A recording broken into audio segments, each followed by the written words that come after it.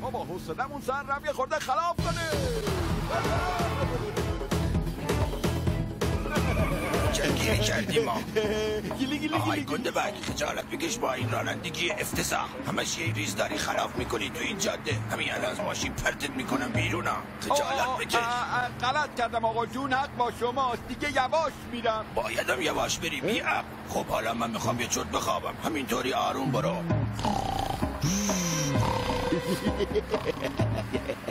خب تا آقا جون خوابیده گازشو بگیریم و گله کنیم.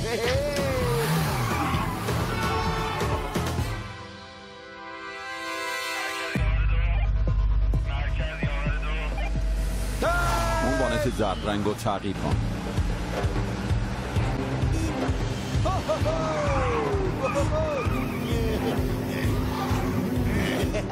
عمرم بشه را نمیدم. نگاه کن میخواد از من سبخت بگیره. گلی گلی گلی گلی.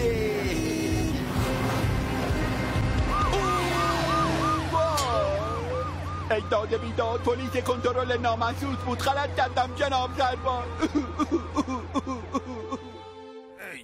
پدر جان، شما که سن و سالی ازتون گذشته چرا جلوی این جوون رو نگرفتین؟ این خودرو به علت تخلفات حادثه ساز میبایست توقیف بشه. جناب سروان، شما به وظیفتون عمل کنین. منم دمار از روزگار این کله گنده در میارم. جناب سروان، اگه میشه منم با این ماشین توقیف کنین. این آقا جون الان کله منو میکنه.